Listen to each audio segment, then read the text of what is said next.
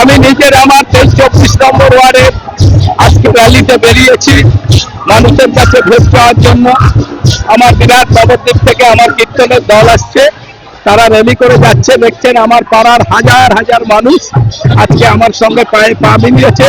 আমরা রথতলা থেকে উদয়পল্লী হয়ে কাঞ্চননগর পর্যন্ত আমরা র্যালি করব। বর্ধমানবাসীর কাছে আবেদন করব, আমাকে 1 নম্বর বোতাম থেকে পুনরায় আমাকে নির্বাচিত করুন বর্ধমানের উন্নয়নের জন্য, মানুষের পাশে 5 বছর থাকার জন্য।